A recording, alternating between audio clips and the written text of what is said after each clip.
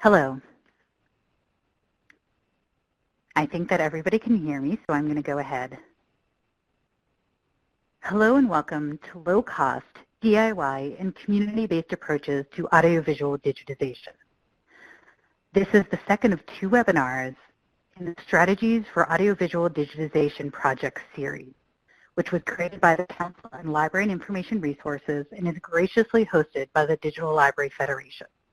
I'm your moderator for today. My name is Brooke Santosti, and I'm the Digitization and Special Projects Lead at Carnegie Library of Pittsburgh. Well, let me introduce our 4 presenters. Lauren Alge is Digital Curation Librarian for DC Public Library Special Collections, where she manages creation, preservation, and access for digital local history collections. She proposed and supervised the National Digital Stewardship Residency Project that created the DCPL Memory Lab and works on the DC Punk Archive team. Lauren holds an MIS from the University of Texas at Austin. Rachel Matson is an archivist and historian from Brooklyn. She works as the manager of digital projects in the archives of La Mama Experimental Theater Club. She is also a core member of the Transfer Collective and the lead organizer of the Digital Library Federation's new interest group on government records transparency and accountability. She holds a PhD in U.S. history from NYU and an MLIS from the University of Illinois, Urbana-Champaign. Dorothy Asolo is a faculty associate in the Information School at the University of Wisconsin at Madison, where she teaches digital curation, metadata, database design, and linked data. She holds an MA in Library and Information Studies and another in Spanish from UW-Madison.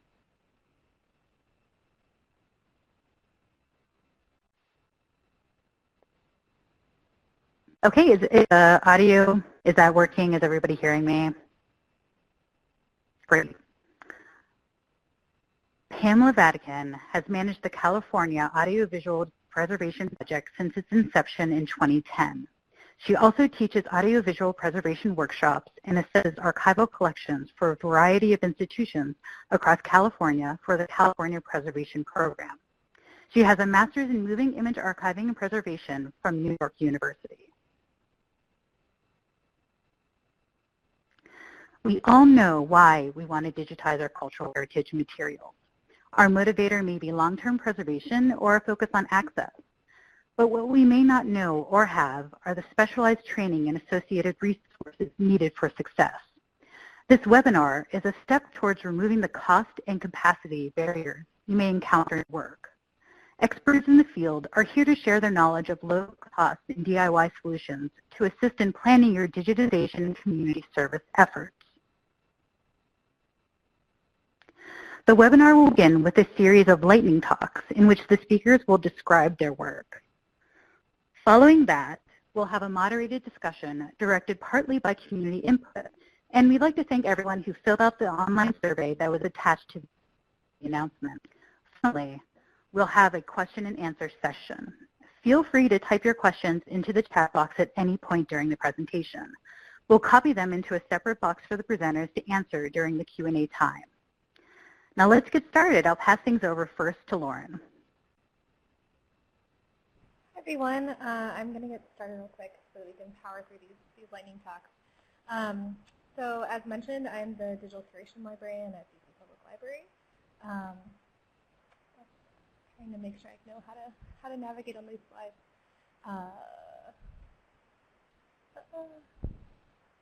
I've lost my navigation arrows. Am I very quiet? Okay. Let's see if I can somehow improve that. Sorry, everybody.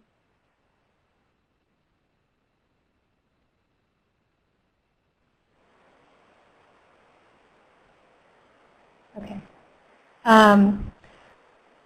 All right, guys, I'm not sure how to navigate my slides, so if somebody in control can navigate them for me, that would be great. So I was the first person with digital in my title in special collections. So once I started at the library about 3.5 years ago, I immediately started hearing about public demand for access to digitization services. So we wanted to meet that need, but we also wanted to do more than just provide scanners for the public. We decided that would work best would be a partnership between special collections and our DCPL labs, which is sort of our makerspaces who already do a lot of digital literacy and other digital education for the public. So we applied for and got a National Digital Stewardship resident, Jamie Mears, who did an incredible job for us for just under a year. You can look at her blog, the link there, which has really detailed information about the project. She started doing research and couldn't find any other digital libraries that are providing not just digital equipment, but also digital preservation for the public. So we made that our goal. So what she did over that year was literature review, equipment selection, workflow and equipment testing, public outreach, classes being developed, and launched the lab as well as evaluated it. So it resulted with the lab itself as well as a lot of resources and classes. So we'll take a look at the lab first. Next slide shows you all the different formats that we transfer. So you can see we're very AV heavy. The lab opened at our central branch in February of 2016. It just recently moved to our Northeast branch library in April due to a renovation of the central library. It's 2 stations that are booked through an online reservation system. Within a month of opening, it was booked 2 months in advance. You had to wait 2 months to get an appointment. There's 3-hour sessions for AV transfer and 1-hour sessions for scanning. There's also a weekly 1-hour drop-ins where people can come and take a look at the equipment, get more comfortable with it, and ask librarians questions. That's really important because it's a DIY lab. People need to be able to just follow instructions and take themselves through very, very detailed workflows. It is just part of another computer lab at the library, so there isn't a lot of room and space for hand-holding.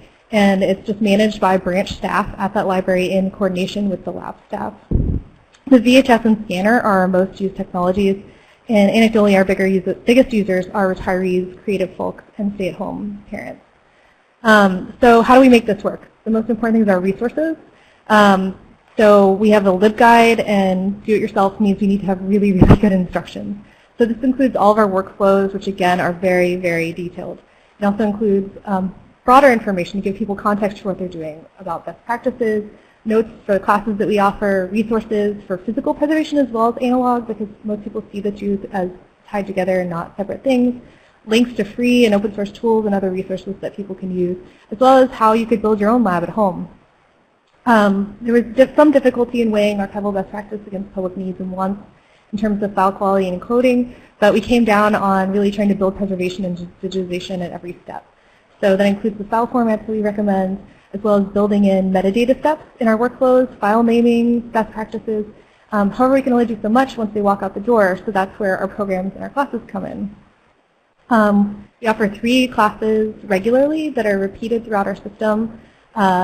These include a Digital Preservation 101 class, Digital Estate Planning, and a class about social media in particular. So Jamie developed and tested these classes, the curriculums worked out the kinks, and then staff were trained to be able to offer these repeatedly. We teach critical thinking rather than specific tools, which will change or disappear. It's more about how to evaluate software and social media and storage platforms to meet long-term needs than about specific recommendations, although people generally really, really want those as well. And we also offered other events as well to generally get the public thinking about interest in preservation. Home Movie Day, we go to DC Zine Fest. We made a zine that's downloadable from the wiki called MaxPres2 Electronic Boogaloo. We've partnered with local institutions, including the National Museum for African American History and Culture, a VHS enthusiast group called Playback the Tape, and an organization called Dance Heritage Coalition, which had their own lab that they recently shut down and then gave us all of their equipment. So those partnerships have been really, really important. How do we keep the lab moving?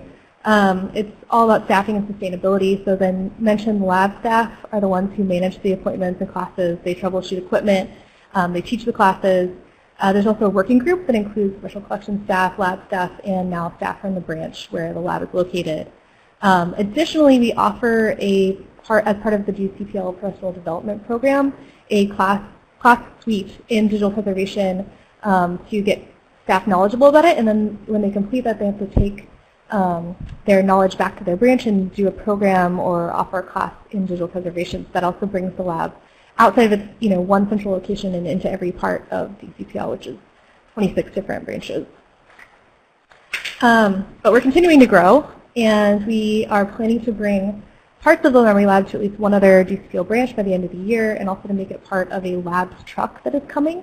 So we're looking at projects like Culture in Transit and Transfer Collective that have done sort of mobile digitization labs.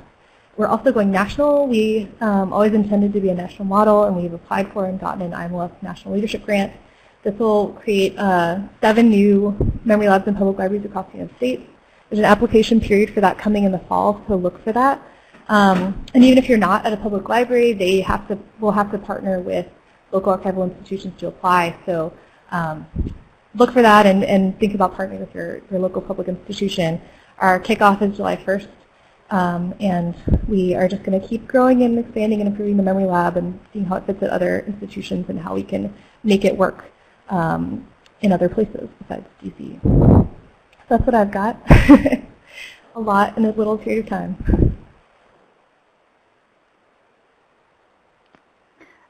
Thank you, Lauren. Now on to Rachel. Can everyone hear me okay? Okay, good. Great. So I'm going to talk a little bit about the Transfer Collective. The Transfer Collective is a community-oriented, autonomous, nonprofit organization that offers low-cost audiovisual digitization, preservation, and access services, primarily to artists and grassroots organizations.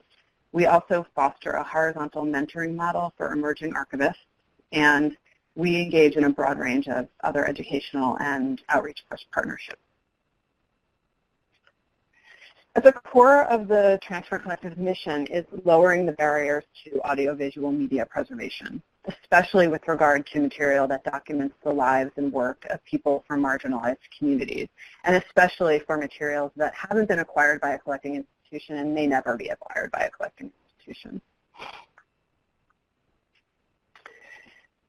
And when it was first established in 2013, the Transfer Collective was focused exclusively on offering very low-cost, preservation-level video digitization services for artists and small organizations.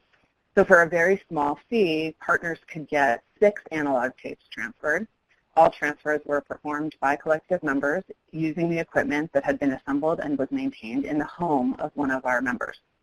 And is that the rack that we have in that space has the capacity to transfer a diversity of formats, including, at the moment, pneumatic, VHS, high-8, beta, and audio cassette. But we are always integrating new formats into our infrastructure.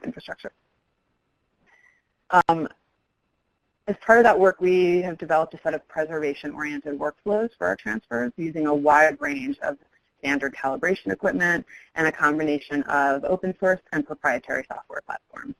We digitize to the 10-bit uncompressed video file format, and whenever possible, we upload these videos to the Internet Archive, which then transcodes the video files to lower resolution access files.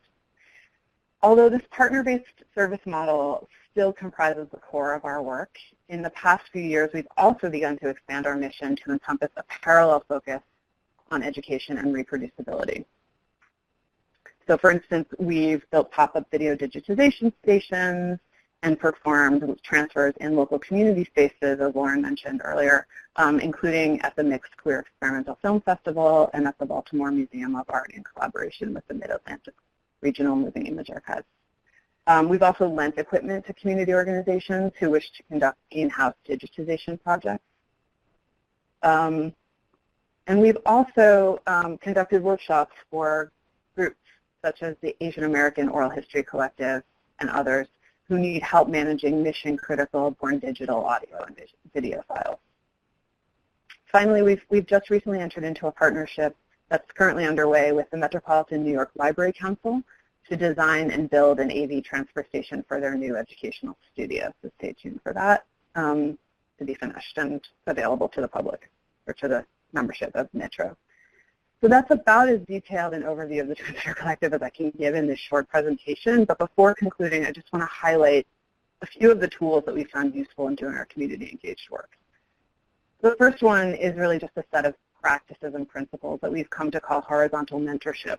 The work we do requires such a broad spectrum of specialized skills and contextual knowledge, and very few people, even skilled archivists, have developed all of these competencies. But each of us brings to the work a distinct body of knowledge, so we use a deliberate skill sharing and peer-to-peer mentoring model to share our knowledge with each other. Teaching each other to tinker, troubleshoot, and repair obsolete equipment is a big part of this horizontal mentorship model. When you're working with obsolete technologies like analog video equipment, so much of the knowledge about how to use and maintain that equipment is also obsolete. So we find it crucial to accumulate and share this knowledge with each other. We also rely on a wide range of documentation and digital tools. I've listed a few of the most handy ones on this slide here. And I recommend checking them out. For instance, there's the minimum viable station document, which is a collaboratively edited rundown of the basic components that might comprise a video transfer rack, and the Texas AV Assessment Guide is a classic detailed guide to different video formats, their risk factors, and how to identify conditions and whatnot.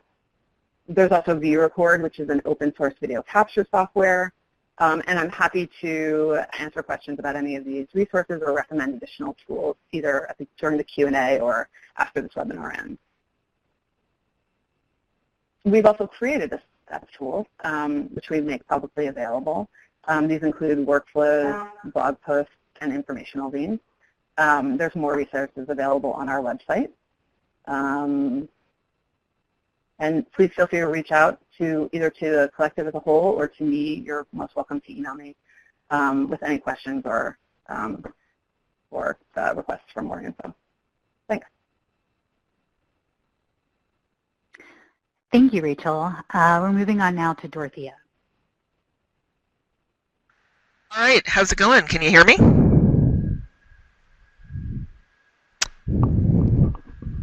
Can you hear me? All righty, good. So my name's Dorothy Asolo, but you can call me the Mad Information Scientist. I'm from UW-Madison. It's natural. And I'm going to talk to you about my work hobby for the last 3 years, which is known as Recover Analog and Digital.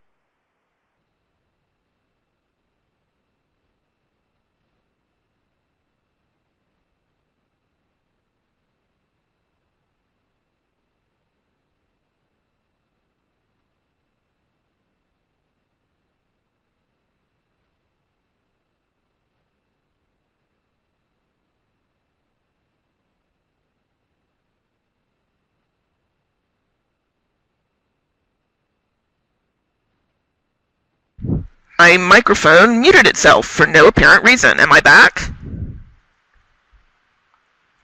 Okay, good. Then let me pop back a moment. So this course was always envisioned as a service learning course, people going out into the real world to solve real world problems, such as AV digitization and media archaeology, dealing with digital media. And we couldn't solve these problems because we didn't have the equipment. So, oh no, we're doomed. But what if? What if we did actually have the equipment? 80-20, we certainly can't tackle everything, so we tackled what we could. They said I was mad! But we built it. This is an old picture. It's actually much bigger than this now, and it has its own server rack. I'm very proud of this. And they came. I have projects coming in through the doors constantly these days, as I'm sure you can all imagine. We do a thriving trade and wedding videos. But we still had a problem. Our information school is not only in person, we also have a thriving online program, and I can't give a server rack to UPS to ship to the Middle East, and we do indeed have students who are that far away from us. We actually had 2 problems. The second problem was small collections in small organizations that don't necessarily want to turn over the crown jewels of their collection to a mad information scientist, and can you blame them? Oh no, 2 problems. We're doomed. Fear not, professionals. The mad information scientist has a plan. And that plan comes in 2 boxes. One box is named Proud, and the other box is named Pravda. Proud stands for Portable Recovery of Unique Data, and Pravda stands for Portably Reformat Audio and Video to Digital from Analog. That one came to me in the middle of the night, and I had to. The idea here is to pack as much of RAD as possible, which is certainly not all of it. I'm sure a lot of you have seen a U-matic deck. They're 35 to 40 pounds. I'm not shipping that anywhere. But to pack as much as possible of RAD into boxes that I can travel with, that I can hand over to UPS and have them ship, so that we can get more people and in more places doing and learning to do this work. Proud are made possible by the Institute of Museum and Library Services, to whom, of course, I am infinitely grateful. And that's what I have to tell you in the short amount of time I have. I am happy to talk to you about what I did and how I did it and how I'm getting things repaired and all of the nuts and bolts. As with Rachel, I think getting that expertise out there is super, super important, and I want to further that in whatever way I can. That's what I got. Take it away, Brooke. Great. Thank you so much, Dorothea. Now we're moving on to our last presenter, Pamela. Thank you, Brooke. Can everyone hear me? Hello? Okay, great. Hi, everyone out there.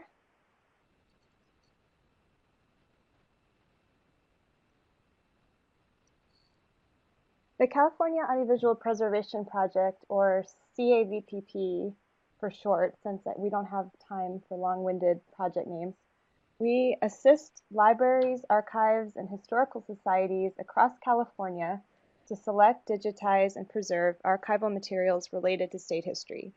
All free services thanks to NEH, IMLS, and the California State Library. You need me to speak up a little bit?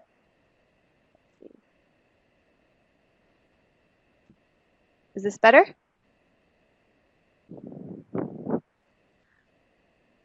So for the past 7 years, we've focused on analog audiovisual recordings, but we've also acquired existing digital collections, all content types, and of course, all kinds of files. And starting this year, we're now digitizing everything, including audiovisual recordings, photographs, scrapbooks, ledgers, newspapers, and assorted ephemera. A result of this project is that we've built a unique research resource, the California Light and Sound Collection, and I just wanted to point everyone to our URL, californialightandsound.org, since we don't have time to explore exactly, everything that we've been doing, but we have almost 10,000 objects up from over 150 partner archives. Most of the materials selected are unique, unpublished, original primary sources, living, breathing history as it happened, which is better than a textbook. And all of our recordings are up at, so California Light and Sound points to archive.org, and that's where you can actually see our content, but we also share our metadata in Calisphere and DPLA. And you'll see that we have a wide range of content. We have interviews, oral histories, speeches, debates, movies, travelogues, and of course we're missing stories, so we're always looking for new content. So I just want to, if you don't pardon my plug, if anyone's listening from California, we'd love to meet you in your collection at one of our regional workshops this summer. That's the main way we get the word out and meet folks.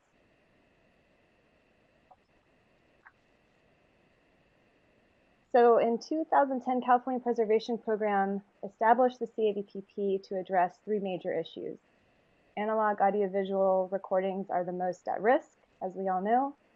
Most repositories have limited technical ability to care for audiovisual recordings, and of course, handling the large digital files can be daunting as well.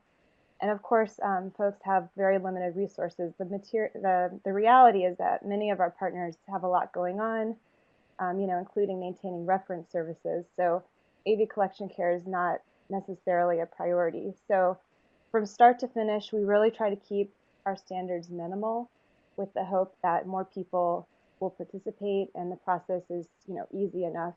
It doesn't take a lot of their time and attention.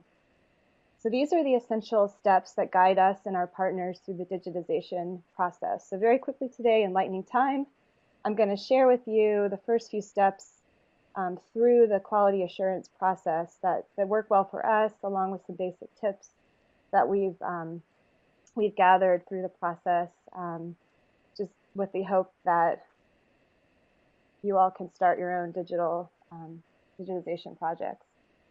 So the first step is, inventory, like have a sense of what you have. And so we ask partners to do this kind of before they start nominating recordings, because the reality is that we can't save everything, and with limited funding available, you have to know what you have so that you can at least apply and build the needs. So what do you have? What will you have? Which is a larger question. Where is it? And then just consider value, consider physical condition, and threat of obsolescence. So we ask our partners to think about this as they justify why it should be preserved. And we take that information as well in the nomination process. So we ask people to start with an Excel spreadsheet. It could be the basis of a catalog. If nothing's cataloged, that's fine. And just keep it simple. So these are our minimal fields. Of course, unknown is a fine value to put in if you don't know at the time. You can always enhance description after digitization. So people can work directly in a spreadsheet, or they can work in our Islandora system. So either way, it works.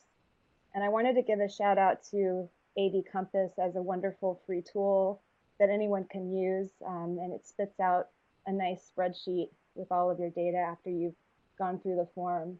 And of course, there's fun videos there that I would check out.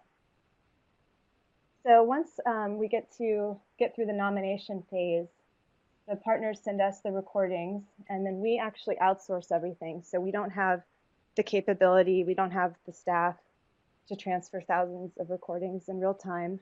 So we batch transfer to different vendors. And the nice thing about it is that it saves us time, of course, but we rely on vendors to provide, to have good calibrated equipment. They know preservation standards. They understand like file naming conventions. It can take so much time to have to rename files. We just don't want to have to go through that. And of course, like I mentioned, they provide one-on-one, one-to-one batch transfer options depending on the kinds of materials that you have.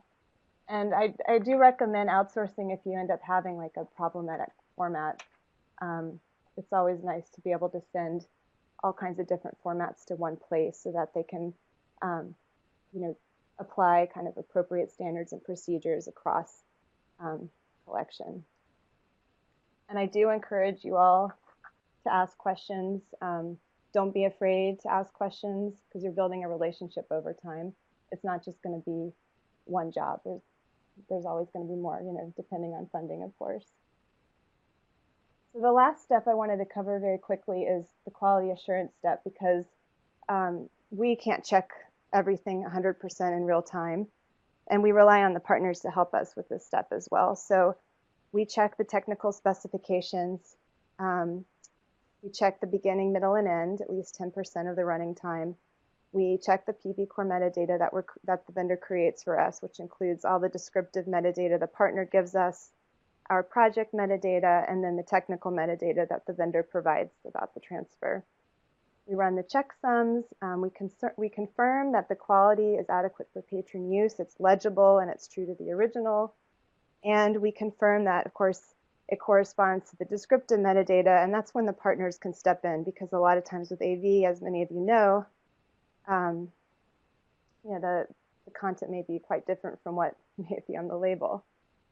So what we've learned through this process is that it does take practice to learn how to differentiate original kind of analog look and sound from digital look, sound, feel, and how to determine if artifacts could have been introduced during the transfer process in your best estimation. So in our workshops, we talk about this. We give some examples to kind of try to teach people what this looks like, what this means.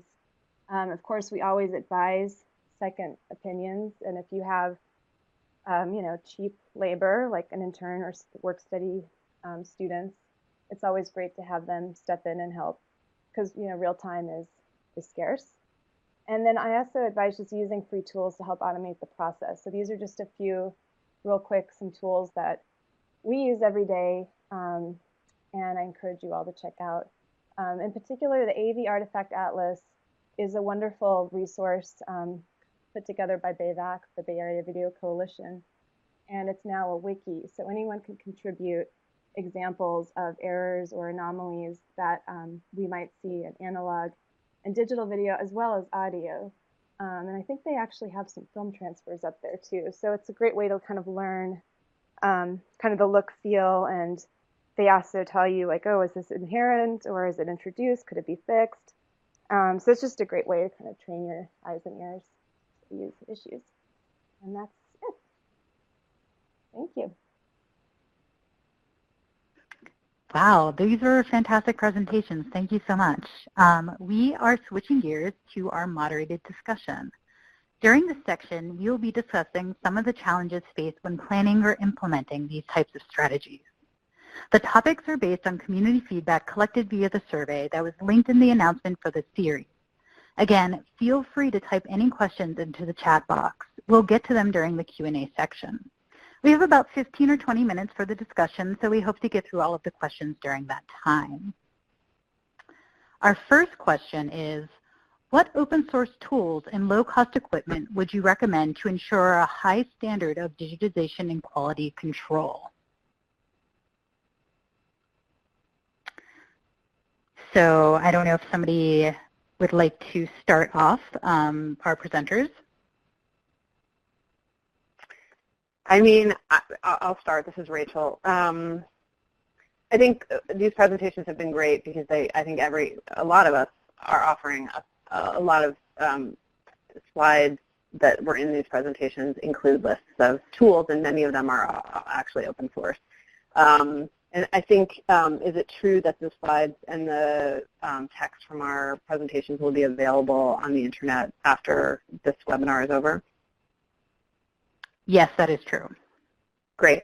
So, I mean, I think I would just say, not to sort of avoid answering the question directly, but in some ways it depends on what part of the process you're interested in. So there's like the capture process. If you're digitizing some analog tape, you can use this great open source tool that was developed by the EMEA open source committee folks called vRecord, and it's specifically designed to capture analog signal to a digital file. It wasn't created for editing video. It was created specifically for an archival process and workflow.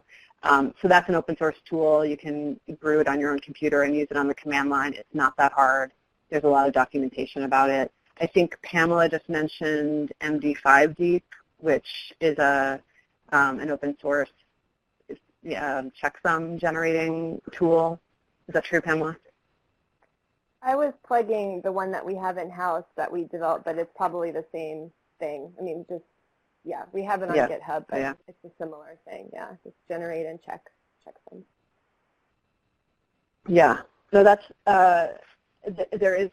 it's true about vRecord. It doesn't work with every other component. You have to make sure all your components comport with vRecord. So yeah, that's a problem. But anyway, so Dorothy is saying that in the chat, so I just wanted to read that out. But I would say, in general, the EMEA open source GitHub repository is full of tools and documentation and information that are mostly about open source based mechanisms and information that will help you, and tools that will help you do this work. Stop there. Great. Does anyone have anything to add to that? Well, this is Lauren. I just, on the topic of more of equipment rather than software, you know, we did go out and purchase this for equipment, but I had mentioned that the Dance Heritage Coalition also donated a lot of equipment to us. There are a lot of people out there who are enthusiasts of these types of projects and who not only have equipment that they may be willing to give or donate to you, but also often have that equipment because they know a lot and can teach you a lot about that equipment. So that would be my one note about equipment. There's also a lot of great places out there that refurbish equipment and repair it that still exists. So we definitely utilized local vendors for that.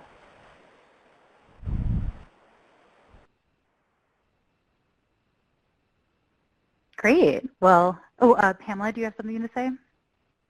I just wanted to plug the the AV Artifact Atlas again, just because it's a good way of learning like what to look for. Yeah, I just encourage everyone to check that out, because I think it does take a little bit of practice to kind of get a sense of like digital artifacts or what could go wrong. Just like when you see it, you know it kind of thing. But also it gives you the vocabulary to communicate what you're seeing, especially if you're working with a vendor. It's helpful just to know kind of how to translate what you're seeing in a technical way, and then just start that dialogue. And if it's not technical, it's fine. You can ask questions, but sometimes vendors tend to just, that's their perspective, and they just immediately get tech on you, and you're just like, wait a second, like let's just go back and look at the content and let the content speak for itself.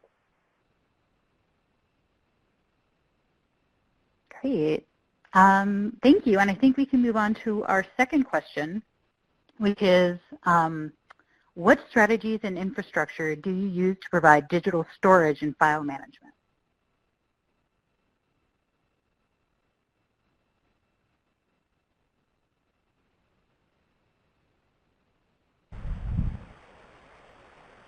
I'm happy to, this is Pamela, I'm happy to jump in. So yeah. we keep all our access files at the Internet Archive. I do recommend them for storage. It's free, so I can't get any cheaper than that. And then we put our large preservation masters on LTO tape, which is pretty affordable. It's about $55 per tape, but then you need an LTO drive, which can be $3,000. So it's a bit of an investment, and the files are not readily accessible like on a hard drive. So that's something to consider if you do want access. You have to put the tape in, and it spins a little bit, so it takes time. So it's worked well for us, and we've had our LTO for about 7 years. We do integrity checks every year, and so far so good, no errors. So yeah, it's worked well for us.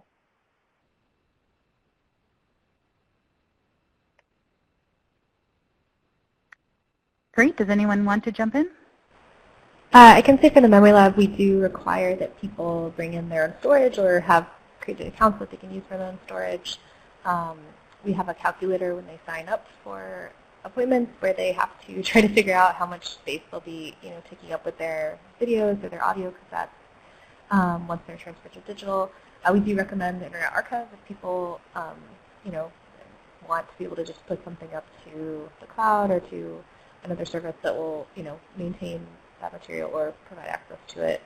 And we also use MetaZ in our workflows. That's the metadata embedding software that we recommend within our workflows that people use to manage their files, because we definitely believe that neglect and just misplacing files is as big of risk to those materials as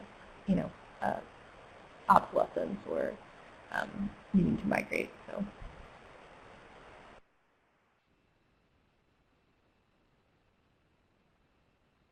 This is Rachel. Just to jump in, again, we use the Internet Archive at Transfer Collective, partly because we're not a collecting institution, and also partly because we work with small community-based organizations who generally don't have the wherewithal to install something like an LTO storage infrastructure. So, and we are interested not just in digitizing stuff and giving it back to the people who brought the material to us. We want to try to use this project to contribute to diversifying the historical record, and we want to have some gesture towards a preservation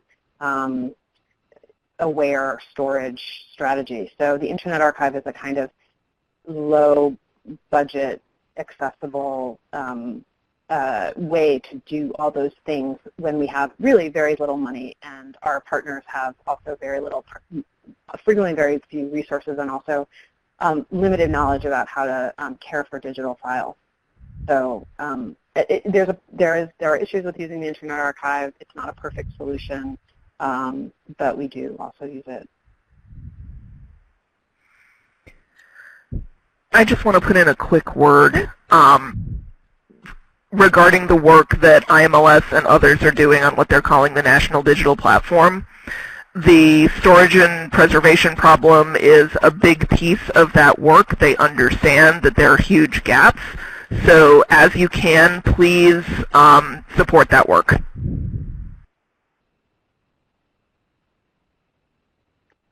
Great. Well, thank you all. So I think we can move on to our last question. And that is, how do you approach and engage your institution or community with your work?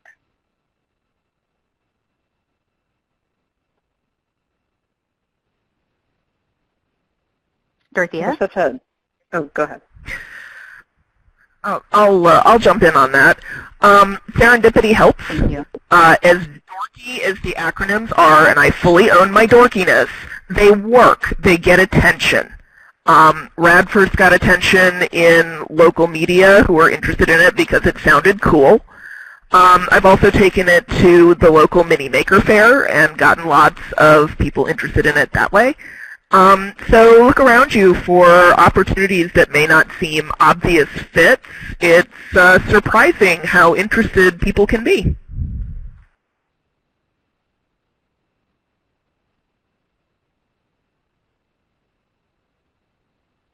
This is Rachel. I'll just jump in. So the Transfer Collective does a variety of different kinds of outreach stuff. We often we'd like to bring digitization pop-up stations to community spaces and other kinds of open, more public spaces. That's one way we do outreach. We also host screenings. We have an annual screening, or sometimes twice a year we do some screenings in a local public garden, like an open garden in Lower Manhattan.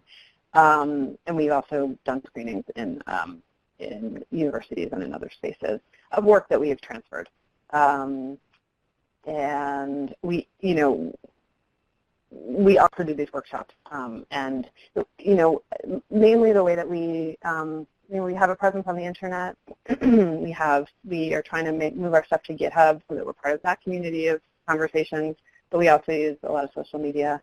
And it's sort of word of mouth, I think, at this point about how folks hear about us and within our community, our personal communities and our professional communities. We do a lot of talking about our work and trying to advocate for and share our knowledge. Lauren? I'll echo what Dorothea and Rachel have said. A lot of it has to do with just getting out in the communities and making sure they know you exist. Most people, once they know you exist, are very excited and will want to transfer their own materials. Also say when it comes to more recent audiovisual materials or digital materials of any kind, that can be much harder to impress on people the importance of those materials and their fragility and the importance of caring for them. Often people see, their historic family materials as important, but not necessarily their own home movies. So trying to sell that to people to a certain extent is a lot of our outreach. We do a lot of, in general, in our special collections, neighborhood history events and series of events in specific parts of the city where we go out and talk in general about the bigger picture of that area's history, and then often build in preservation workshops as part of those programs so that people are thinking about, can make that sort of analogy between the history they were so excited about that, has been captured about the people who lived there before them, and make that leap to their own materials and how important it is to preserve and care for those things to be part of the future history and archives of the city. So that's one strategy we've adopted.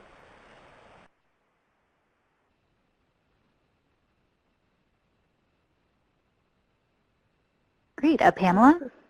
Yeah, this is Pamela. I was just going to say we tend to work directly with organizations rather than the public, and we depend on our partners to take the initiative to do outreach and gather the content that we're interested in preserving and being part of the greater kind of collection.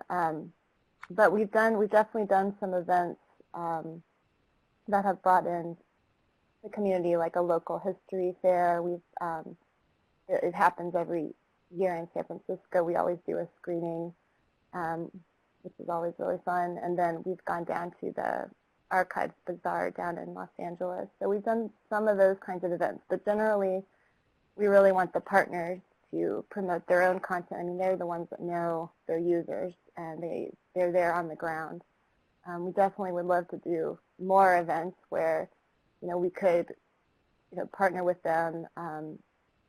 For instance, like a scanning project where the community could come in and, contribute their photographs or their home movies, and we could do the digitization and take the files and preserve them, put them online, but then, of course, the originals would go back to the community.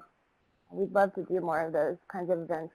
We have inherited files from events like that, like the Shades of California is a huge project, I think from the 90s, in the early 2000s, where local libraries set up scanning stations and scanned a bunch of photographs from people coming in, and we have those files, so it would be great to be more on the ground at the time of digitization, so we could kind of take preservation and access off, help partners with that step instead of them, because they're doing the big work of like on the ground bringing people in. And yeah, I can't underestimate the effort it takes to get the word out and get people excited about preservation. I think we all kind of struggle with that, making it feel real and tangible and important to a greater public.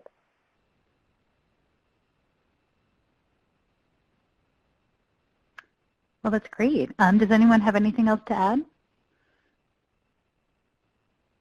Okay, well, we are done with our moderated discussion, and now let's move on to the Q&A section. I currently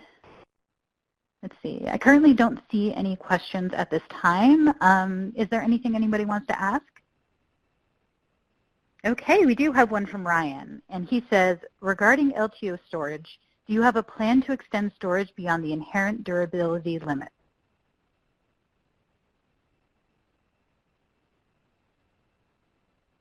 Are you talking about migration, Ryan? I assume that's what you're talking about. We do have a plan. Yes, we are working, so we started with LTO 5, and we're now making LTO 6 tapes. So LTO 7 just came out, and we're kind of waiting for that to settle.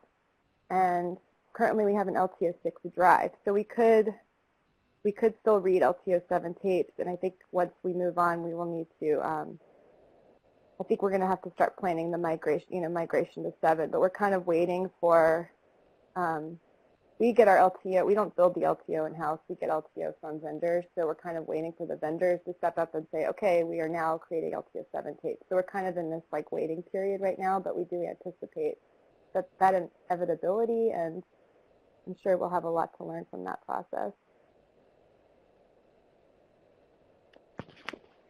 Great, thank you.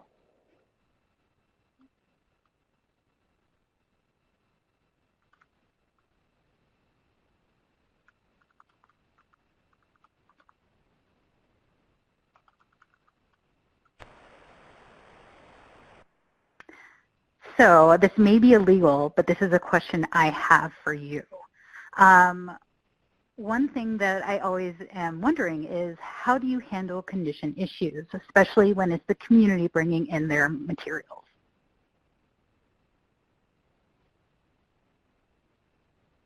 I'll answer for the Transfer Collective. For us, we're such a low-budget shop. We're all volunteer. We don't have actual space. We really just operate out of people's houses. And we really don't have the capacity to do any extensive cleaning or baking of tapes or, mold mitigation. So we tend actually, and this is not the answer you want, Brooke, but we tend actually to say, unless it's a very simple, like the tape just needs to be very lightly cleaned, or there's a little bit of dust or something, we can't always transfer tapes that have serious condition issues.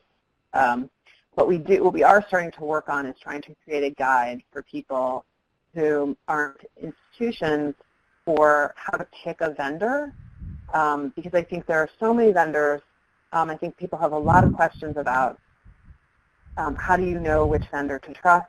I think vendors are digitizing to DVDs a lot of times, and that's obviously not, that's compressed video, so that's not a good preservation level transfer. So we're trying to create some guidelines to help people select, go to other people when we have to turn them away, to go to other organizations or businesses to help them with their digitization services. So I'm sorry, Brooke, I don't have a good question for you, but a good answer for you, but I do think it's important to know what your limits are, and if you really have a limit and you can't handle, mold is very serious, and if you try to digitize a moldy tape, it may just ruin your equipment and do further damage to the tape. So you have to be very, I think, careful about taking on projects that you actually can't handle if you are a community-based project like we are.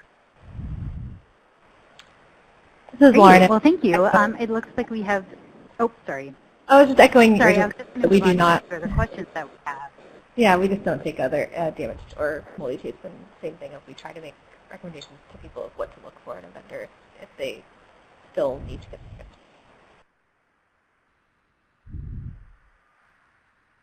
But I have a feeling Pamela has a different answer. Pamela might have an answer. Pamela, do you have a different strategy?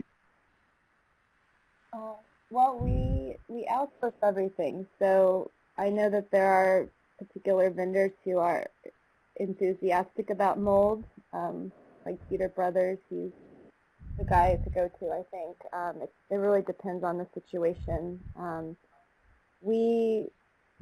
Part of our selection criteria, we want to know if something is in poor condition, because that means it's more urgent, especially if it's actively deteriorating or moldy. So, or if it needs repair, if it needs special treatment, we would like to accommodate it if we can. So it really depends. But if something comes in, we'll try to find the appropriate vendor who can handle it.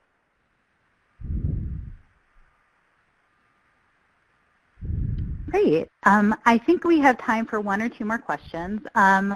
Jess asks, what about value-added service? Do you offer methods where transcription can be added to AV material for searchability or accessibility, or offer recommendations about how to add that kind of enhancement?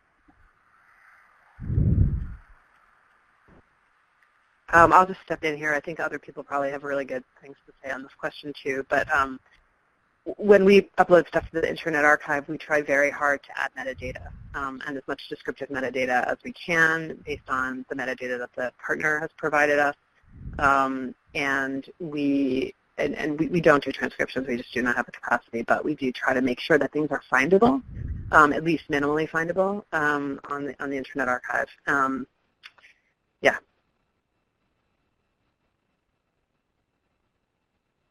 Great, and I think some people are answering your question in the chat box. That some things that may be helpful to you too. Does anyone else have any suggestions for Jess? Pamela, I know that some vendors do offer that as an extra service. I'm not sure about the cost, but they usually outsource that kind of work. But I know it's possible. And then I would also second Lauren's recommendation of pop-up archive. We've added some audio recordings there, and the transcriptions, pretty good at the free subscription level. And then you can pay a little bit more for better accuracy. And I think they're going to develop transcription service for video. I think it's in the works maybe, but they know about the need for sure.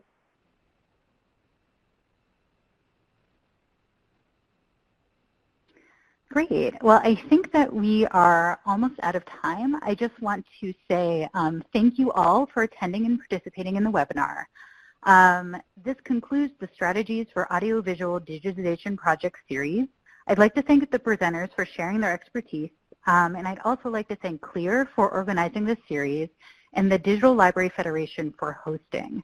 If you'd like to learn more about CLEAR or DLF, we have provided links below or to the left. Recordings of both this webinar in the series as well as the other will be freely available on DLF's Digitizing Special Formats Wiki. And on the left-hand side, you can also see that as a link. It will also be available on the event page that led you here. Transcripts and slides will also be available. So again, I want to say thank you so much for your participation, and good luck to everyone. Thank you. Thank you.